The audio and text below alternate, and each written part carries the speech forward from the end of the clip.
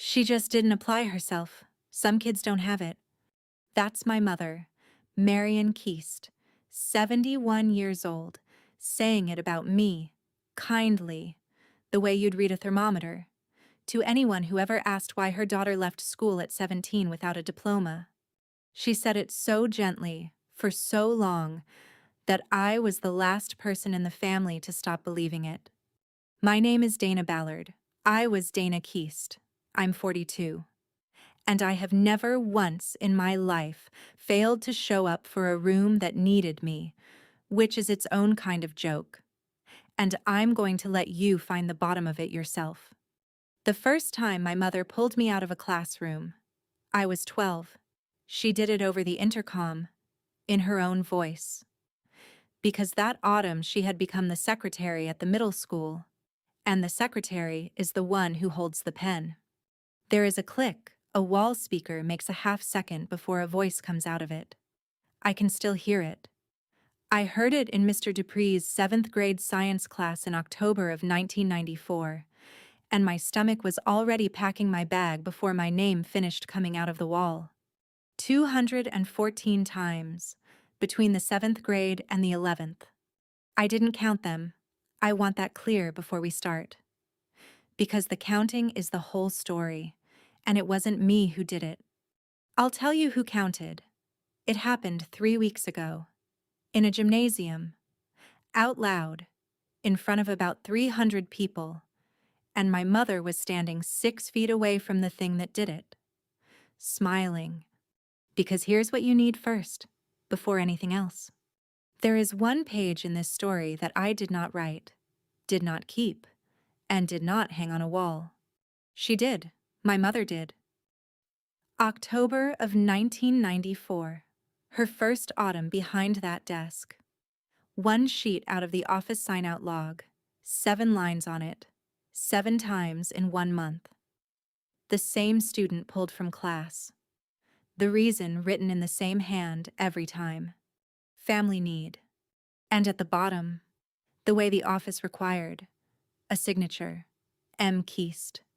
This spring, the district voted to name that school's library after my mother, for 30 years of service, and a young woman putting the tribute together went through the archive my mother had donated herself, 11 boxes of it, handed it over as her legacy. And she found that one sheet, and she thought it was lovely. The handwriting that had greeted every child in that building for 30 years. She had it enlarged to 6 feet tall and stood it on an easel behind the podium. My mother gave them the weapon herself. She just never knew it was one. I knew. I didn't cry when I understood what was about to happen. I sat at my kitchen table with the invitation in my hand, heavy cream cardstock, a gold edge, the 22nd of May, and I read it twice. And I slid it under the magnet on the refrigerator next to my daughter's school calendar. And I went and started dinner. If you were ever the kid who got called down to the office so that somebody else's afternoon could keep running, if you learned the sound of your own name coming out of a wall, and your body already knew what it meant before your mind did, then you already know the chair I'm asking you to sit in tonight. So pull it a little closer. Close the door if you've got one to close. This is one of the ones I had to learn how to say out loud, and I'd rather not say it to an empty room. For the nights the house is too quiet. This is what I keep the light on for. If any of this lands somewhere you actually live, leave the like. And subscribe if you want to keep the chair next to me, only if it's real. I've never once wanted polite. And before I take you back, tell me one thing down in the comments. Tell me about a time you got volunteered for something. Quietly. By someone who loved you, and nobody ever thanked you for it. And tell me where you're watching from, and what time it is where you are. I read them. They're the reason the light stays on. Now, let me take you back to October, and the click on the wall. Dana Keast to the front office, please. Dana Keast. Mr. Dupree didn't even look up. By that October, he had the routine down. He just lifted 2 fingers off his desk, which meant Go. And I gathered my things. And 26 kids kept their eyes on their worksheets in the particular way kids do when they've decided somebody is not their business. I want to tell you what the walk was like. Because I did it 214 times, and I could do it right now with my eyes closed. Down the 7th grade hall, past the trophy case, left at the water fountain that ran warm, and then into the office, where the light was different, fluorescent and a little green, and where my mother sat behind a high counter with a nameplate she was very proud of. Marion Keast, administrative secretary. She'd gotten the job that August, 40 years old, 2 kids, a husband who had been a roomer since I was 9, and she had walked into that building and made herself the center of it inside a month. She knew every teacher's coffee. She knew which buses ran late. She knew, before the principal did, which marriages in that district were coming apart. She was, and I mean this, extraordinary at it. If your kid split his chin open on the blacktop. My mother was the one who stayed calm and called you and had a cold pack and a kind word ready before the nurse got there. For 30 years, this town handed her its children on their worst mornings, and she was good to them. I need you to hold both of those things at once, because if you decide right now that she was a monster, you'll be watching an easier story than the one I lived. And the easy one is a lie. She had a sentence she used. Every nervous parent got it. Sooner or later, across that counter, a mother whose boy was failing, a father whose girl had gone quiet. She'd fold her hands and say it like a vow, because to her, it was one. I never let a child in this building fall through the cracks, and the town believed her, and I believed her. And here is the part it took me 30 years to be able to say out loud.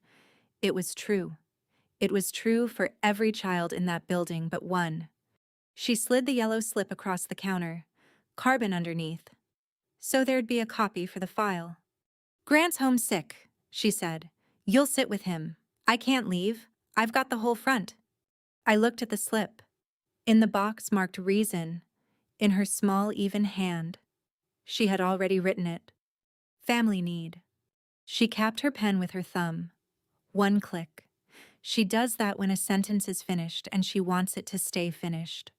Sign there, she said, and turned it so I could. 12 years old. Signing myself out of my own education, in the same office where 30 years later they'd hang my name 6 feet tall and call it a love story.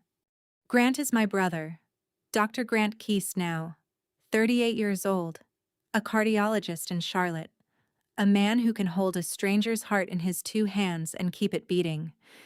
He was 7 that October, small for it, asthmatic, and when he wheezed, my mother could not think about anything else in the world.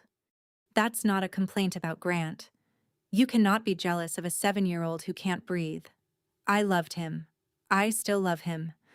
I taught that boy to read, sitting on the floor of a stockroom, and I'll get to that. But somebody had to be with him when his chest went tight, and my mother would not leave her desk, could not, in her own mind, ever leave her desk, and so the somebody was me. I was expendable in a way Grant never was, and in a way, my mother's own attendance never, ever was. And everyone understood this so completely that no one ever said it. I sat with Grant that day, and we watched game shows, and I did his humidifier, and I missed a quiz on the phases of the moon. Mr. Dupree let me make it up. He was kind about it. He was kind about a lot of them. At first. Now, the shop. My grandmother had a store, Alma's, a little 5 and dime on Delano Street. The kind of place that sold thread and penny candy and greeting cards and batteries. And it had been dying slowly since the 80s the way those places do, when Grandma Alma had her stroke. In the spring of 1995, somebody had to keep it open, because closing it would have meant admitting it was over. And my mother does not admit things are over. So my mother added a store to a full-time job and a sick boy, and a mother who could no longer hold a cup, and she found the labor to run all of it in exactly one place. Me. I ran that register from the age of 13. I was good at it. I liked it. God help me. I liked the drawer, the way it balanced or didn't, the way a column of numbers would tell you the truth if you were patient with it. I count things. I always have. It's the one thing about me school never got the chance to ruin. The slips that Spring stopped saying Grant. Store's got a delivery. My mother would write. Family need. Click. Someone's got to sit with your grandmother. Family need. Click. She wrote those two words the way you'd stamp a date on something. No verb in it. Nobody doing anything. A thing that had simply befallen us all. Like weather. Family need. As if the family were a creature in the next room that got hungry on its own, and I was just what we happened to feed it. My grandmother, after the stroke, lived in the back room of the shop for a while, and then in our front room. And sitting with her was the family need that changed me. She'd lost most of her words. What she had left was my name, some days, and a way of holding your hand that was less like affection and more like gripping the rail on a boat. I did my homework at her bedside, the homework for the very classes I was missing in order to be there, and I read to her. And I turned her every 2 hours the way the visiting nurse showed me, because I was 13 and there was no one else, and my mother could not leave her desk. I have to be careful here, because this is the part people expect me to be angriest about, and I'm not. I loved sitting with Alma. There is a specific quiet in a room with someone who is leaving slowly. And I found out I was good in that quiet. Good in a way I have never been good at anything with a grade attached. And I would not trade those hours for 100 quizzes on the phases of the moon. That's the trap of it. That's the thing my mother understood without ever once having to think it through. If she had made me miss school to do something ugly, I'd have hated her cleanly and gotten free of her by 20. Instead, she made me miss school to hold my dying grandmother's hand. And how do you resent that? And how do you ever get loose from a thing you're not allowed to resent? You don't. You carry it for 25 years and you call it a personality. Alma died in the winter of 1998. I was with her. I was 15. My mother was at her desk. I called the front office, and a woman I'd known my whole life answered and said she'd pass the message to Marion. And my mother finished out the school day. The buses. She said later, "You can't leave when there are buses," and came at 4. I don't tell you that to convict her. I tell you it because it is the truest single picture of my mother I own. There was nowhere on this earth she would rather have been in that hour than in that room with her own mother. And she was at her desk instead, because her attendance was the one thing that was hers, the one room no one could ever sign her out of. And she had bought its perfection with everyone else's absences for so many years that she could not stop buying it. Not even for that. She missed her own mother's death to protect a record. And then she let a whole town honor her for the record, for 30 years, and never once heard the price of it read back to her. Until a Thursday in May, out loud, by a man with a microphone. Here is the part that took me 30 years to be able to see, and I'm going to say it once, plainly, and then get out of the way. My mother's whole life was her attendance, 30 years, and she never missed a day. Not for a sick child, not for a dying mother, not for a failing store. Ask anyone in that town, and they will tell you, with shining eyes, that Marion Keast never once let this school down. And that record, that perfect, unbroken, 30-year record, was built entirely out of my empty desk. Every emergency that would have pulled a normal mother out of work got pulled out of my schooling instead. Her attendance was spotless because mine was a crime scene. She was never absent because I always was. She didn't hide that. That's what you have to understand. She was proud of it. It was the thing she thought made her a good mother, that she'd found a way to hold everything together, that not one ball had dropped. She just never counted whose hands they'd landed in. There was one person in that building who counted. Her name was Mrs. Farrow, Eleanor Farrow, 7th grade English. The year it started. She was maybe 60 then, wore her glasses on a beaded chain, and she had a way of looking at an empty desk like it had personally disappointed her. In November of 1994, she kept me after class. I thought I was in trouble. Instead, she handed me a book, the school library's copy, hardback, plastic sleeve over the jacket, and she said, "You're going to want to have started this before we discuss it, and you keep not being here. So," and she checked it out to me herself at the library desk on her way to the parking lot. The Giver, Lois Lowry. It had just won every award there was. Every kid in America was reading it that year. It's about a boy who gets chosen to carry all the memories and all the pain the rest of his town gets to hand off and forget, so that everyone else can live comfortable and light. He holds it so they don't have to. They think they're being kind to him. They gave him an honor. I have that copy still. I never returned it. I never finished it, either. That year, I kept getting signed out at the good part, and by the time there was room in my life to read the last chapters, I wasn't a student anymore, and it felt like something I'd lost the right to. The due date card is still in the pocket in the back. October 1994, stamped in purple. It is the only thing I own from that building, and my mother's name is about to be on the building. And I want you to hold on to that book, because we come back to it at the end. Mrs. Farrow did more than give me a book.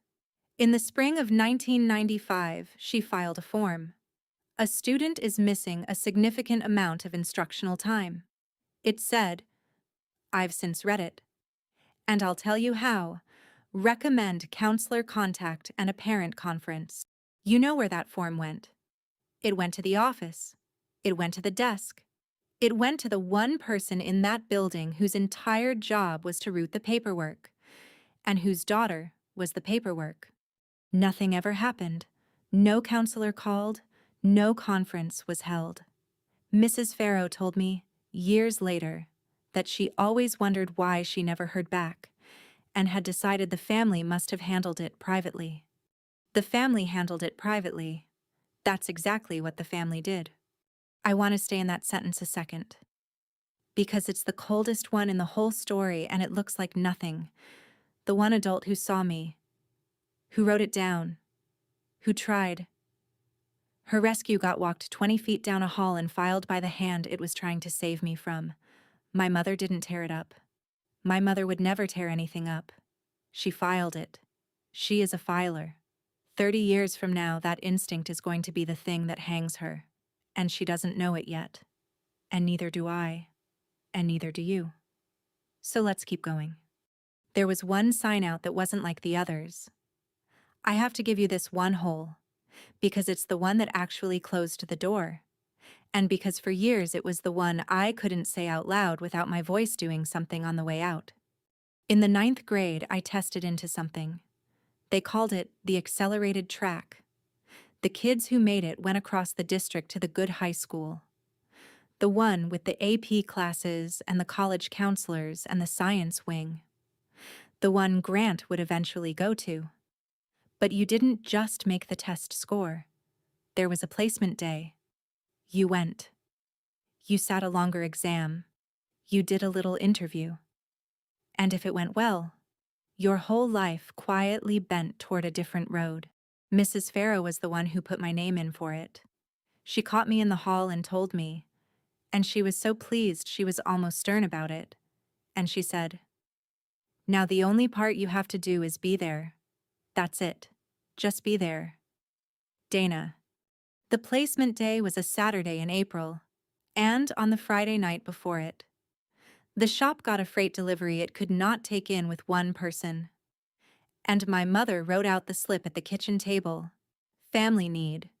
And I spent that Saturday on Delano Street signing for cartons of Easter candy while a room across the district decided the shape of other kids' lives without me in it. The spot went to a boy named Kevin. He's a dentist now. He does very well. My mother did not do that to hold me down. I keep saying it, and I'll keep saying it. Because if you let yourself picture her twirling a mustache, you'll stop believing me. And then she wins again. She did it because the freight came Saturday and the test was Saturday. And in her mind, exactly one of those things was immovable. And it was not the test. School would always be there. School was a building the family lived next to. Permanent. Patient. In no danger of leaving. The delivery was now. The delivery was need.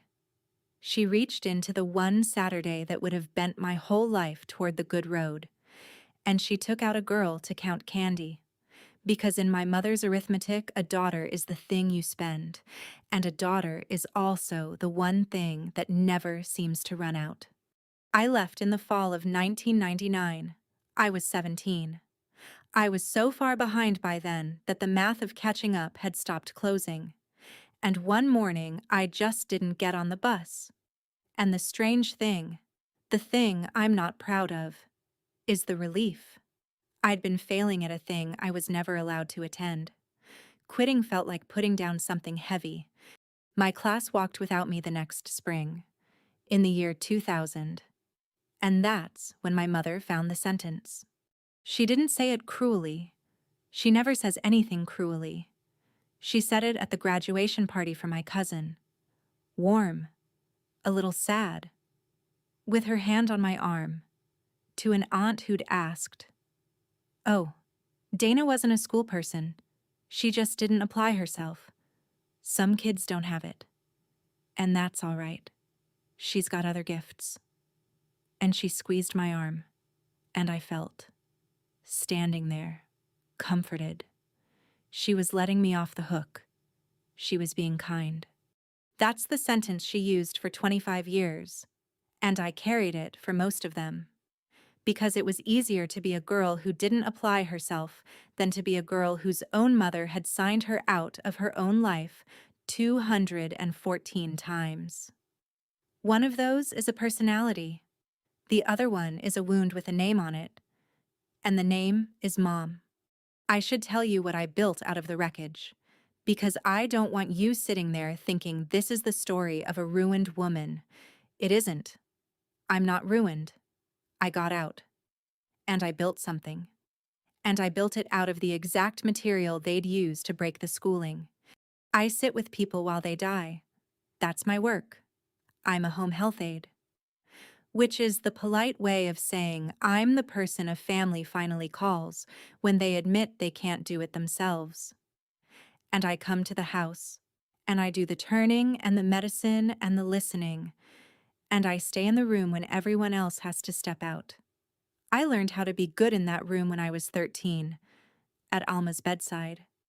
And I never unlearned it. The families always say the same thing. They say, "You must have gone to school for this." And I say, "No, I picked it up along the way," and they hold my hand, like the rail on a boat. And I think of my grandmother every single time. And I don't tell them why I'm good at this, because they've got their own night to get through, and they don't need mine. I met Wes on a job. His father was my patient, a hard old man who went soft about a week before the end, the way a few of them do. And Wes used to come by after his shift and sit on the far side of the bed. And we didn't say much, and it turned out the not saying much was the thing. 9 years now. He runs wire for the county. He's a man whose whole job is making sure the current gets where it's supposed to go, which, if you sit with it, is the entire thing I ever wanted from another person. In 9 years, he has never once asked me why I don't have a diploma. He doesn't experience it as a fact about me. It took me a long, long time to let myself be loved by someone who didn't experience it as a fact about me. So, the invitation came, and I put it under the magnet, and I made dinner.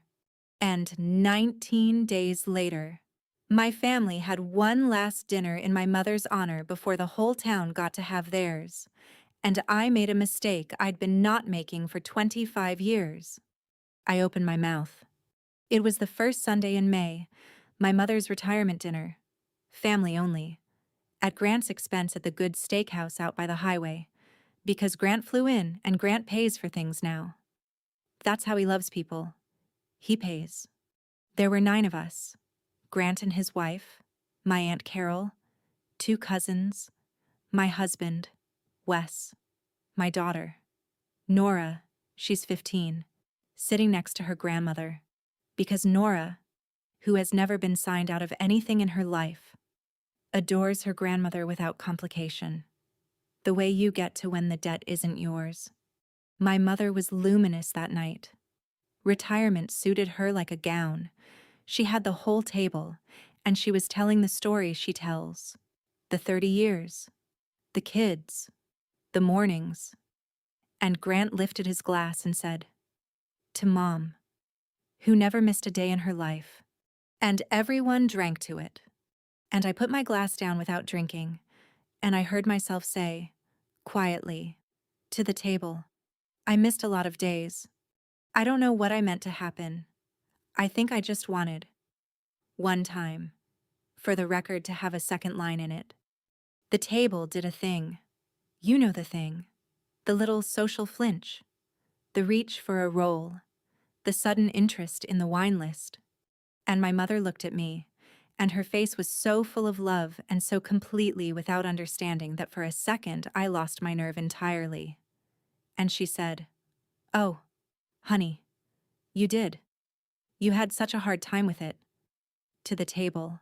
She really struggled, and we never once made her feel bad about it. Did we? Warm. She reached over and fixed a strand of Nora's hair while she said it. Some kids are books and some kids are hands, and Dana was always my good pair of hands. My good pair of hands. And Grant, my brother, who loves me, who has no idea, who was 7 and wheezing and has never once had to wonder where his sister was. Grant said, gently, trying to help. "You did have the store, though. Dane, you love that store. Handing me a version of it I could live with. Handing me the exit. Take the store. Dana, say you love the store. Don't do this to Mom's night. And here's the part I have to own. I took it." I said, I did love the store, and I picked my glass back up, and the table exhaled, and my mother beamed at me like I'd been returned to her. And the conversation closed over the top of it like water. Nora was looking at me. Just Nora, 15 years old. And she has my eyes, which means she has my habit of watching. And she'd caught the whole thing, and she didn't say anything. But on the drive home, she said, from the back seat, "Grandma pulled you out of school?" And I said, "It was complicated." And my daughter said, "That's not a no. 15, that's not a no." That was the night it stopped being something I could keep smooth. Not because of the dinner, because of the back seat. Because I had spent 25 years agreeing to be the one who didn't apply herself, and I could do that to me. I'd made my peace with doing that to me.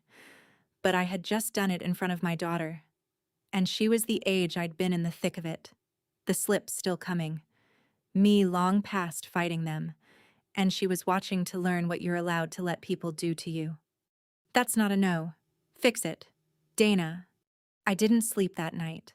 I lay there and did the thing I do, which is arithmetic. And around 3 in the morning, I understood something that turned my stomach cold. The library, the donation, 11 boxes. My mother had spent 30 years generating the exact document that would tell the truth about her. And then, at the very end, in a fit of pride, she had gift-wrapped all of it and handed it to the school district to hang on a wall. I didn't know yet what was in the boxes, but I knew my mother. I knew she never threw out a piece of paper in her life, and I knew the office kept sign-out logs. because I'd signed them, and I knew, cold, at 3 a.m. certain, that somewhere in those 11 boxes was my own name, in her own hand, more times than anyone had ever counted. And I understood that I was the only person on Earth who knew that the tribute they were building was a bomb. Stay with me here, because the next part is where I had a choice, and I want you to watch me make it, because I've gone back over it 100 times and I still think I got it right, and I need to know if you'd agree. The young woman building the display was named Meredith, late 20s, district communications, one of those earnest, good-hearted people who genuinely believes local history matters, and she is going to spend the rest of this story being the most innocent person in it while doing the most damage. And I have never once been able to be angry at her. She called me the second week of May. She'd gotten my number from my mother, who had listed me, proudly, as a resource, because I was the family member who'd been around the school in those years. Meredith wanted help. She had photos she couldn't put names to, and a lot of old office paper, and she wanted to know if I'd come in and look through some of it, and maybe record a little memory for the tribute video. Come in and look through the boxes.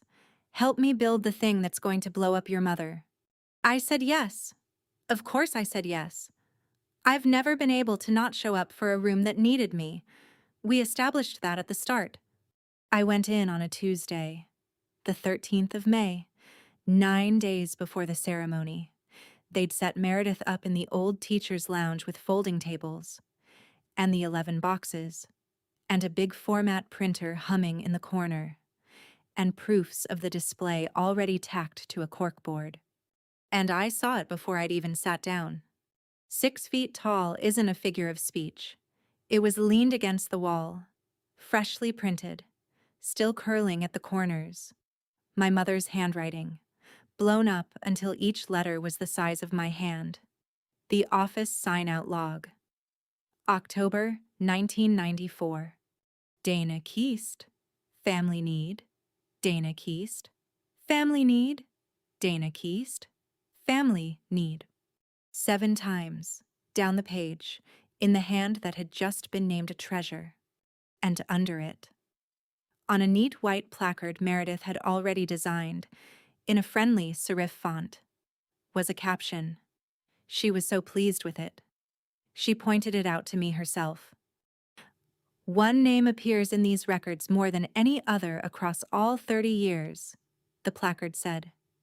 214 times, Marion's own daughter, Dana, because for Marion Keast, family always came first. 214. There it was.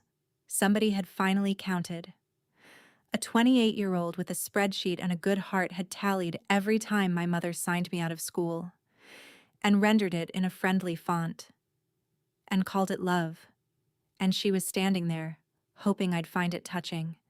I want to tell you what my face did, and the honest answer is nothing. I've sat with a lot of people at the end of their lives. You learn to keep your face still while your insides move. Because the person in the bed is reading you for the truth, and sometimes the kindest thing is to not let them find it yet. I kept my face still. I said, "That's a lot of times." And Meredith said, "Isn't it amazing?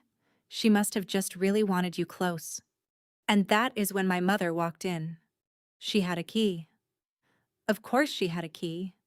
She'd had a key to that building for 30 years, and no one had thought to ask for it back. And she came in with 2 coffees and the energy of a woman at her own coronation. And she saw me standing in front of the 6-foot page, and her whole face opened up. Now watch this. This is the closest anyone came, the whole way through. And it's the reason I believe what I believe about my mother. She walked right up to it. She stood next to me, our shoulders almost touching, and she looked up at her own handwriting 6 feet tall, 7 lines of our name, and she read the placard, 214 times, her own daughter. And I stood absolutely still, and I waited for her to see it. I thought, this is it. She's going to see it. Nobody can stand in front of that and not see it. And my mother put her hand over her heart, and her eyes filled. And she said, "Would you look at that? All those times I made sure you were where you were needed." She turned to Meredith. Not every working mother could have managed that. People don't understand what it took. Back to the page. Softer. To herself. 214. I didn't even know it was that many. I just never wanted you to fall through the cracks. I never wanted you to fall through the cracks. She said it looking at the proof of the cracks. She held her own conviction up to the light and saw a medal. That is not a woman lying to me. I've turned this over 1,000 times and I'd say it under oath. My mother was not lying in that room. She looked at the single most damning document of her life, 6 feet tall, and felt proud. Because in the story, she has told herself for 30 years. That page is exactly what it says it is. Devotion. A mother who never let go. That's the whole sickness. Not that she can lie. Anyone can lie. It's that she doesn't have to. And then Meredith, being thorough, being kind, turned to me and asked the question that could have ended all of it right there. "Dana, since you're here, is this the right page to feature?" I picked the oldest one, from her first fall, as a kind of where it all began. But if there's a nicer one with more variety, you know, different kids, I could swap it. I just loved that it was the very first. There it was, the door. I could have said swap it. I could have handed her a page with a dozen strangers' names on it, and the bomb would have quietly gone back in the box. And on the 22nd of May, my mother would have had her lovely night, and her building, and her 30 spotless years.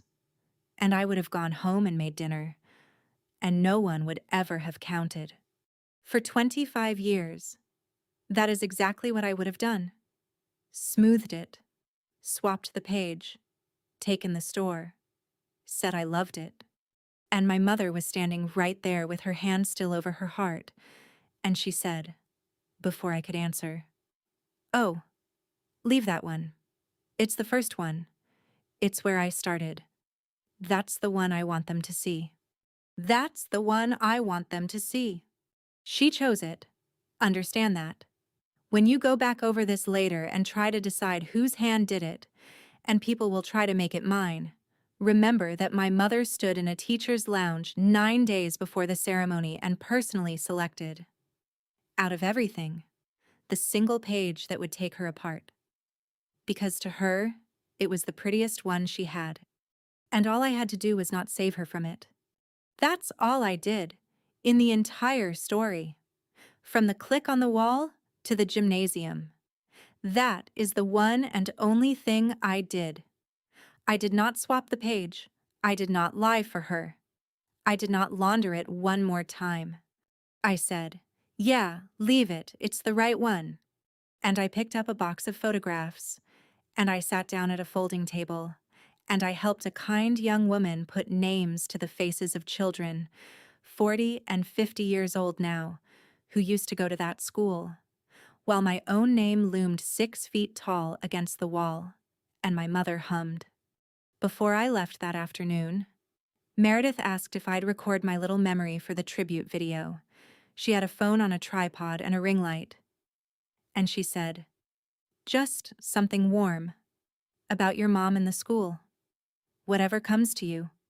And I sat down in front of the light, and I thought about everything I could say, and everything I could not say, and I chose the one sentence that was completely true and that I knew for certain she would use.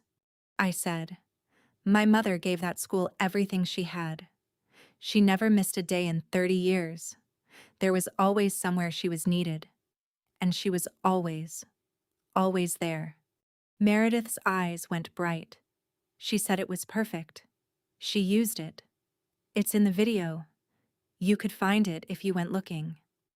My face in a ring light saying the truest sentence I know about my mother, and every word of it is a blade. and not one of them can be argued with. And it is the only revenge I have ever taken in my life.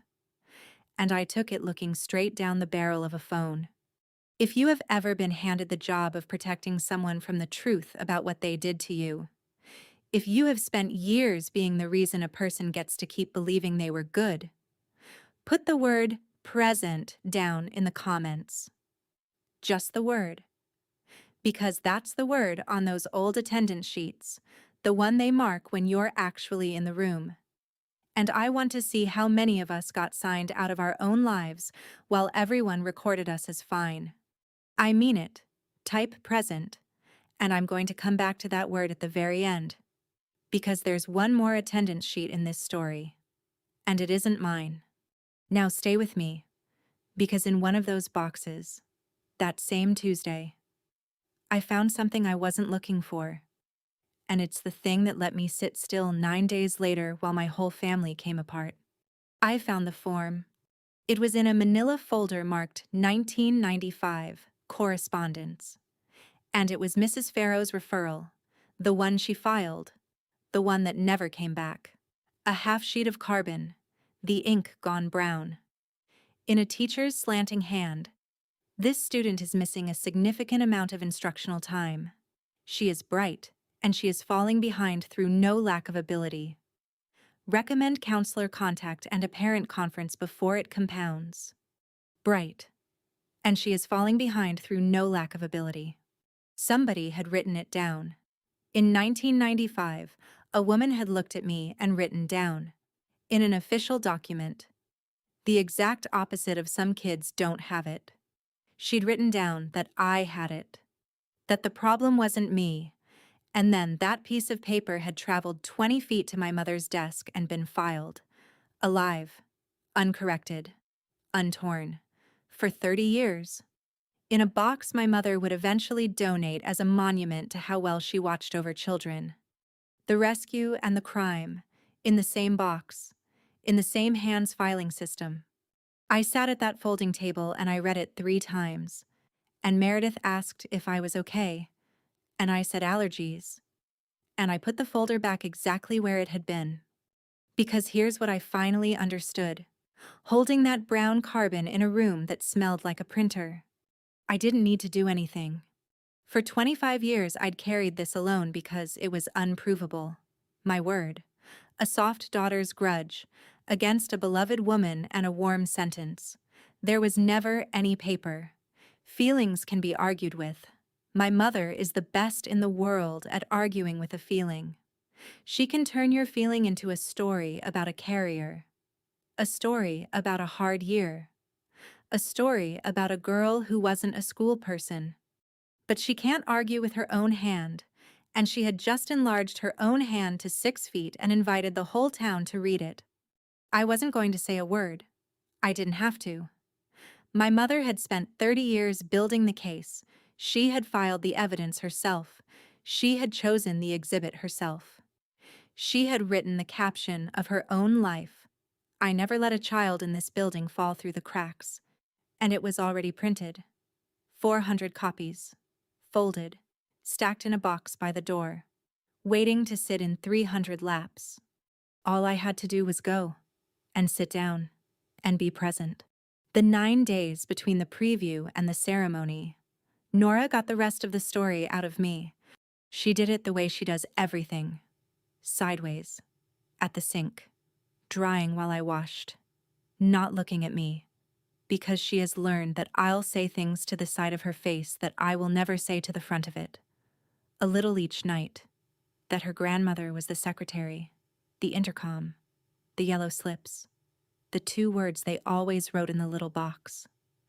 214. And on the last night, the Wednesday, she put the towel down, and she said, "So when Grandma tells me to apply myself," and she stopped, and I watched my 15-year-old daughter hold the whole thing up in both hands and turn it over, and find the sharp edge of it entirely on her own. She's saying to me the exact thing she said about you, for 25 years, so that nobody looks too hard at what she actually did. And I said, "You got there quicker than I did." And Nora said, I had a better teacher. And she picked the towel back up, because she isn't sentimental. She's just right. And being right was enough for her. I almost didn't take her. I lay awake over it. You don't bring a child to a bomb. But she had asked to come. She asked me, out loud, to take her. And somewhere in the dark, I understood that the one thing I could hand her that my mother never handed me was the truth in a public place. Out loud, with witnesses, instead of a warm sentence in a private kitchen that she'd spend the next 25 years trying to make herself believe. So I took her. I decided she'd rather see it than be protected from it. I decided that protecting people from the truth was the family business, and that I was the one who got to close the shop. The 22nd of May was a Thursday, 6:30 in the evening. They held it in the gymnasium, because the library itself was too small for the crowd, which is a detail I've never gotten over. They had to leave the room they were naming because too many people loved her. Folding chairs on the basketball court, a little stage at the free throw line, a podium, a microphone that squealed once and then behaved, and behind it, draped in a blue cloth that matched the school colors, an easel. I knew what was under the cloth. I sat 6 rows back on the aisle, Wes on one side of me, in the tie he owns, Nora on the other, 15, in a dress she'd chosen herself because she'd asked to come, and I'd said yes. And I'd spent the whole drive over deciding whether that was a mistake. My mother was up front in the good chair, Grant beside her, flown in again, the devoted son, Aunt Carol, a row of retired teachers, and among them, smaller than I remembered and using a cane now, Mrs. Farrow, 81 years old, and she'd come. The program was in my lap, cream and blue, on the front. My mother's photo, 30 years younger, and under it, in italics, the line the district had chosen from her own retirement letter, the line she was proudest of, the line they were about to carve onto the wall of a library. In 30 years, I never let a child in this building fall through the cracks. 300 people held that sentence in their laps and did not know they were holding the murder weapon. I did. I put my hand flat on the program, the way you'd hold down something that might blow away, and I waited. Let me hold you in that gymnasium a minute before it happens, because I was held there, and I want you to feel the length of it. I knew what was under the blue cloth. I was the only one of 300 people who did. And there is a particular loneliness to that. Sitting in a folding chair on a basketball court, knowing that an ordinary object across the room is about to take a person apart. Knowing you could still stop it. Knowing you have decided not to. And going back and forth the whole time on whether deciding not to is the same as doing it. While a color guard presents the flag. The easel stood at the free throw line under its cloth, and every few minutes the building's old air handler would kick on, and the cloth would breathe, lift, and settle, and every time it did, my stomach went up and came down with it. I looked at the backs of 300 heads, people who loved my mother, or loved the idea of her, or just loved living in a town where the secretary knew their kid's name and kept a cold pack in the drawer. I looked at Grant's squared shoulders in the front row. I looked at the row of retired teachers, at the back of Mrs. Farrow's white head, and I did not know yet that she would stand. I thought she was just an old woman who'd come out to clap. And I looked at my mother's profile up in the good chair, turned to smile at someone, and I felt the very last of it, the last thread of the 25-year rope, the pull to lean forward and make a small commotion, spill a drink, knock a chair, faint, be the problem, take the hit myself the way I had taken every hit for 30 years, and give my mother her night. I know that pull all the way to the floor of me, I had obeyed it my entire life. I put my hand flat on the program and I held it down. And I held myself down with it. And I did the single hardest thing I have ever done in a room, which was nothing. The superintendent went first. Dr. Prewitt, a big warm man who is good at this, genuinely good at it. And he told the crowd what they'd come to hear. 30 years. Never missed a day. And the gym applauded that. The perfect attendance. They actually applauded it. And I felt Nora go still beside me, because Nora knew now. Nora had gotten the rest of it out of me over a week of dishes, and Nora understood exactly what that applause was built on. I felt my daughter's hand find mine. 15 years old, and she held my hand in a gym full of people clapping for the thing that took my childhood. And I thought, if nothing else good comes of tonight, she knows. The record has a second line in it now. It lives in her. Then Dr. Prewitt said, "Now." Marion did something wonderful for us. She donated her entire personal archive, 30 years of this school's life, so that it could be preserved. And our own Meredith Vance has put together a display from it that I think you're all going to love. Marion, would you come up? Let's look at it together. And my mother rose to an ovation and walked to the stage in a blue dress and stood beside the draped easel with her hands folded, luminous, home. And Dr. Prewitt pulled the cloth. I have watched a lot of moments arrive in rooms. I told you what I do. I know the exact sound a room makes right before it changes. And it isn't a gasp. It's the opposite. It's a little suck of quiet, a held breath, while everyone reads faster than they can feel. 6 feet tall, her handwriting, the letters the size of hands. Dana Keast, family need. Dana Keast, family need. Dana Keast, family need.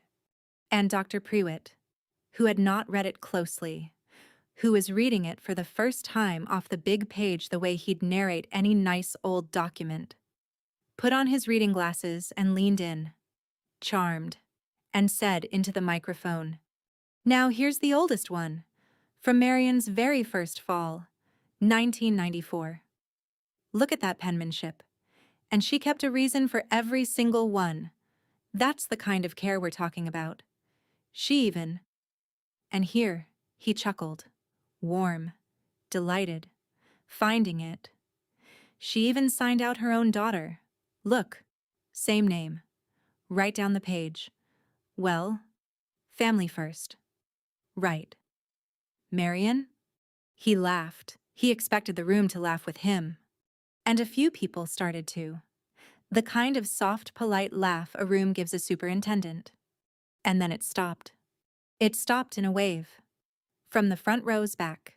As 300 people did the thing Dr. Prewitt hadn't, which is read the same name 7 times and let it mean something. Somebody near the front said a number out loud, just breathed it. 7. 7 times.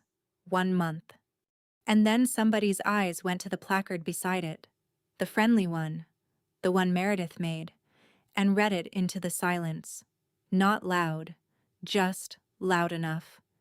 214 times. 214. And the room started counting. I don't mean literally, though I heard at least one person actually doing it under their breath. 7 a month, 9 months, 5 years. The arithmetic of it moving through the folding chairs like a draft. I mean, the room started counting the thing you can't uncount once you've started.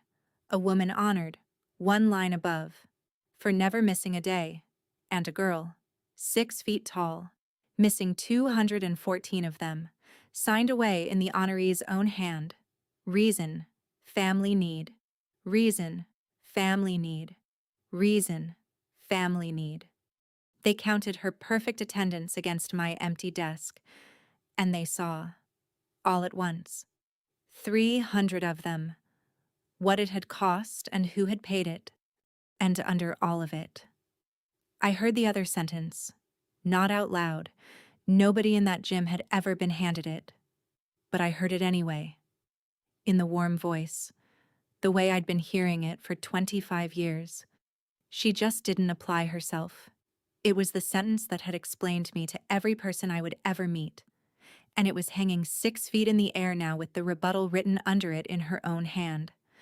I had applied myself 214 times, to the register, to the sick boy, to the dying woman, to whatever the family needed on whatever Saturday it decided to need it. A child does not fall through a crack. A child gets signed through it, by someone holding a pen. The gym went the particular white that a room goes. The color didn't drain from my mother's face. It drained from the whole room, like a fuse pulled somewhere in the building. And a program slid off somebody's lap and hit the gym floor. And in that silence, it sounded like a slap. I did not stand up. I want to be very clear about that, because I think some part of you is waiting for me to stand up. I never stood. I never said a word. I sat in the 6th row with my daughter's hand in mine and my other hand flat on a program that said, "I never let a child in this building fall through the cracks." And I let the room do the only thing I'd never been able to do, which was believe her own handwriting over her warm voice. My mother's whole life was up on that stage, being read correctly for the first time, and she could feel it happening, and she did the thing she has always done when a silence starts to convict her.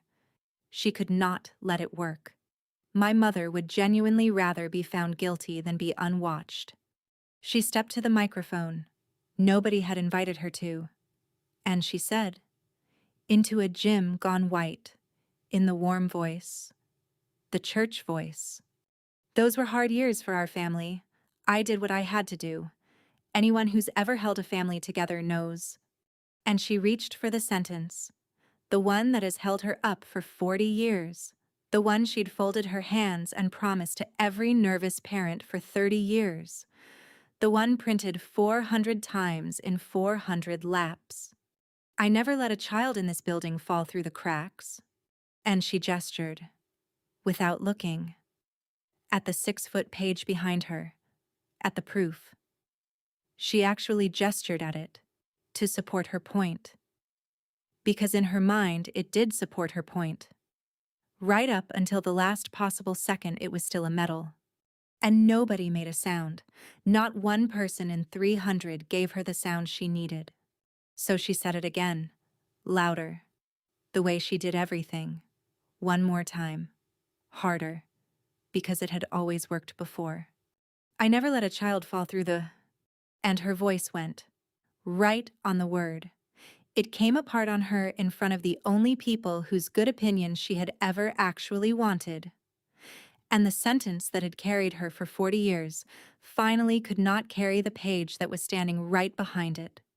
She reached into the pocket of the blue dress for something to do with her hand, and I watched her thumb find a pen that wasn't there, and try to click it. And there was nothing there to click. And Mrs. Farrow stood up, 81 years old, on her cane, in the row of retired teachers. And she stood. And she didn't shout. Teachers don't shout. They don't have to. She looked at my mother. And then she turned and looked back through the rows until she found me, 6 back on the aisle. And she said, in a voice pitched to reach exactly as far as it needed to and no farther, I wrote a note once, about a bright girl who kept disappearing. A beat. I always wondered where it went. And she sat back down. That was the verdict. Not mine. A 81-year-old English teacher. Closing a loop she'd left open for 30 years. Telling a gymnasium that someone had seen it, at the time, and written it down. And been overruled by the desk. I never said a word. I want that in the record. The real one. Every single thing that happened in that gym was said by other people reading my mother's own paper. A superintendent, a placard, a room, a retired teacher. I signed nothing. I accused no one. I sat with my daughter, and I was present. Here's what happened after, and I'm going to give it to you straight, Because I've had it up to here with stories that end the way people want them to. They did not unname the library. It was too far along. The plaque was cast. And there is a version of small-town machinery that simply cannot be stopped once the plaque is cast. There is a Marion Keast library. My mother's name is on a room full of books, in a building where she signed her own daughter, away from 214 days of them. But nobody in that town will ever say the name the way they meant to. That's the thing about a monument. Once the crowd knows what's under it, the monument does the remembering for you. Every kid who walks under that name for the next 40 years will be walked under it by a parent who was in that gym, or heard about it from someone who was, and the story travels with the sign now. She built herself a permanent one. 6 feet tall wasn't the display. The building is the display. Meredith called me that Saturday. The young woman with the ring light and the good heart. She'd worked it out. You cannot not work it out. Once a whole room does the math for you, and she called to apologize. And she was crying. And she said, I built that. I put it up there. I wrote the caption. Oh my God, I did that to you. I did that to you in front of everyone. And I told her the truest thing I had, which was that she hadn't done a single thing to me. She had done something for me. She counted. In 25 years, she was the first person alive with no reason to lie who sat down and actually counted. And she rendered the number in a friendly font because she genuinely believed the thing she was looking at was love. And she was almost right. She was looking at the shape love makes when somebody spends all of it in one direction and mails the bill to a different address. She asked if she should take the caption down. Quietly.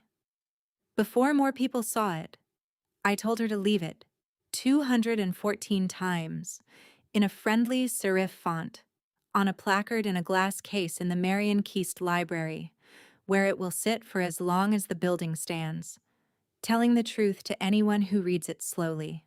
My mother wanted a monument. She has one. It is extremely accurate. Grant flew home the next morning a day early, and before he left, he came to my house, which he never does. And he stood in my driveway, which is exactly where the men in my family stand when they have something they can't carry up the steps. And he said, I didn't know. And I said, I know you didn't. And he said, I was 7. And I said, I know. And my brother, the cardiologist, the man who holds hearts, stood in my driveway and cried, because he had just done the arithmetic too, and gotten to the end of it, and understood that every breath anyone ever made sure he took, all those afternoons, had been made sure of by a 12-year-old who missed a quiz on the phases of the moon. He got to be golden because I got to be the good pair of hands. He never asked for that, but he got it. And he'd spent 38 years never once wondering what it cost. And now he'd know for the rest of his life. And I watched him take on the weight of it in my driveway. And I'll tell you the truth, I let him. I didn't rush to lift it. Some things you have to let a person carry for a while, so they know how heavy it was.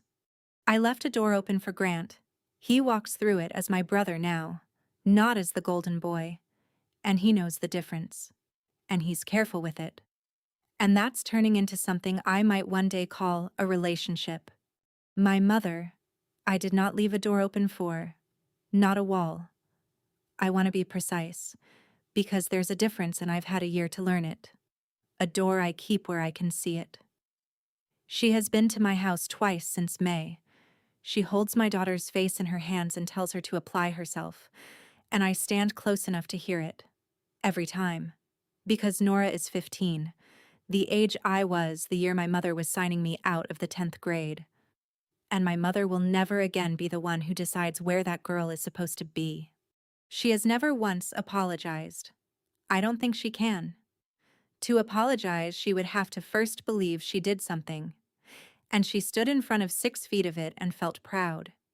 And I don't think there's a road from there to sorry that a 71-year-old is going to walk.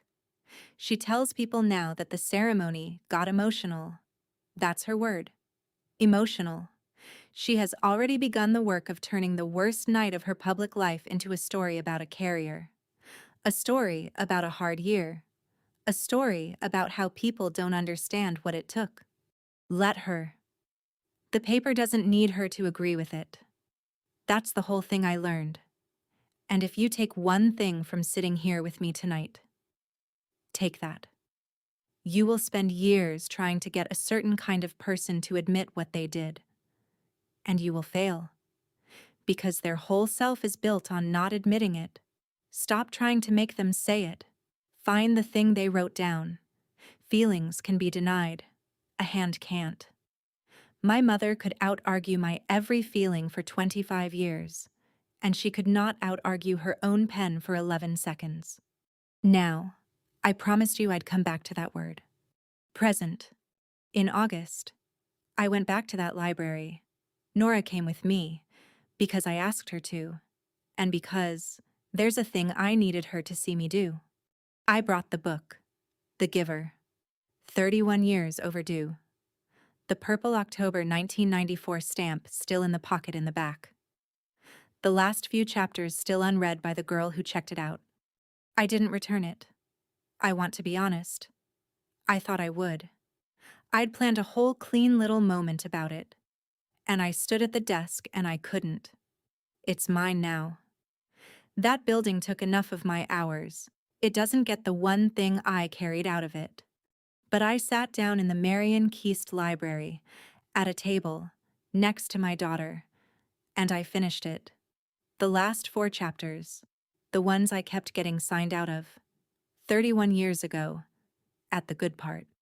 It's about a boy who is made to carry all the memory and all the pain so that everyone around him could stay comfortable and never have to know. And at the end, I won't tell you the whole of it. Read it. It's short. At the end, he decides that the not knowing isn't kindness. That a whole town kept comfortable by one person's silence isn't peace.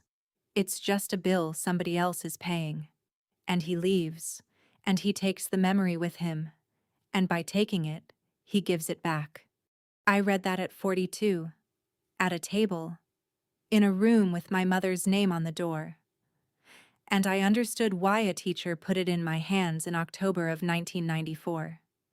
And I understood that she knew exactly what she was doing. And that it took me 31 years to be able to receive it. And I put my head down on that library table and I cried the way you're allowed to when you're finally somewhere safe. Nora put her hand on my back. 15. She didn't say anything. She'd learned that from watching me at the ceremony. I think that you don't always have to say the thing. Sometimes you just have to be in the room, so the person knows they aren't carrying it alone anymore. Here's what I did with the word. I went and got it, my diploma, at 42. Not the GED, though I could have. I found out that the state has a program. An adult who left can petition the district that failed them. And if they can show the failure wasn't theirs, the district can grant the diploma they were owed. I filed for it. Me, the girl who wasn't a school person, who didn't apply herself, who was always just a good pair of hands. I filed a piece of paper, because I'd finally learned from the best filer I ever knew that paper is the thing that lasts. And I attached, to my petition, 2 documents from a certain donated archive, a sign-out log from October 1994, and a referral from a 7th grade English teacher. Dated 1995, that said, in a hand gone brown, bright, and falling behind through no lack of ability. The district granted it in October, 31 years to the month. There was no ceremony. I didn't want one. A woman named in the school system emailed me a PDF and mailed me the real one in a cardboard tube. And I have it in the green folder on the shelf over my microwave, next to the book. And I have never once looked at it and felt like a school person. Because I'm not one. My mother was right about that part. I'm a hands person. I count things. I show up for rooms that need me. I sat with my grandmother while she died, and I've sat with strangers while they died. And I ran a register at 13 and balanced it to the penny. And none of that is nothing. And it took me 42 years and 6 feet of my mother's own handwriting to understand that it was never the not having it she said it was. Some kids don't have it. That's what she said. For 25 years. Kindly. With her hand on my arm. She was half right. Some kids don't get to have it. Not because they lack it. Because someone with a pen and a good reason signs them out of the room where it's kept 214 times, and writes family need in the little box, and caps the pen, and files the copy, and 30 years later donates the file, and calls it love, and half the town cries at the beauty of it. I've got other gifts. She always said that too, and she meant it as the door prize for the daughter who came in last. I'm going to keep it. Though, I've got other gifts. One of them is that I remember. Another one is that I can sit still in a white room and let the truth arrive on its own schedule without laying a finger on it. And the last one, the one I'm proudest of, the one that isn't in any archive. My daughter has never once, not one single time, been signed out of a room she was supposed to be in. She has perfect attendance. And in our house. That number belongs to the person who actually earned it. They tell you blood is thicker than water. My mother said it that way. At the register, at the dinners. Blood is blood. Family is family. Nobody ever tells you thicker than what. Exactly. Or why thicker would be the thing you'd want. Ink is thinner than blood. Ink is thinner than almost everything. It's just that ink is what they carve on the building, and ink is what a teacher used, and what a clerk used, and what I finally used, at 42, in a cardboard tube. The paper is the only thing in my whole life that ever told me the truth on the first try. Everyone else needed 30 years and a crowd. If this one sat down somewhere you live, if you were ever recorded as fine while someone quietly signed you out of your own life, leave the like. And send this to the one person who'd understand it without you having to explain the whole thing. There's another one waiting in the description whenever you're ready for it. And one more thing, before I go, because I told you there was one more attendance sheet in this story, and it isn't mine. In one of those 11 boxes, filed the way my mother files everything. I found a photocopy she should never have kept. It's from another county, another school. 1961. A different office log. A different careful hand. My grandmother's hand. Alma's. And a different girl's name. Signed out. Over and over. Family need. Family need. Family need. Marion Keast. My mother was pulled out of school by her mother to mind the shop and the little ones. And she never finished either. And no one ever counted hers. And she spent her whole life making sure she never missed a day again. And she did it by handing the missing to me. She kept that photocopy for 60 years. I think part of her always knew. I think the reason she never threw out a single sign-out sheet. The reason she donated all of it. The reason she chose the worst page and called it the prettiest. I think somewhere under 30 years of the warm voice. My mother wanted, one time, before the end, for somebody to finally count. I counted. But that's her story, not mine. And it's a longer night than this one. And I asked her if I could tell it. Standing in my kitchen, with the door I keep where I can see it propped open between us. She said she'd think about it. Another night, maybe. I put my daughter to bed in a house where no one holds a pen over her. She's 15. She doesn't need tucking in. She lets me anyway. Because she's kind. And because I think she knows I need the 4 minutes more than she does. On her shelf there's a book with a purple stamp in the back. 31 years overdue. Finished at last. She's reading it now. She got to the good part last night and she didn't get signed out of it. And she came and found me in the kitchen at 11 o'clock and said, "Mom, he's going to leave, isn't he? He's going to take it all with him." And I said, "Read and find out." And she went back to her room, and she read, "Present," in her own life, until she was done. Doors, not walls. Same chair next time.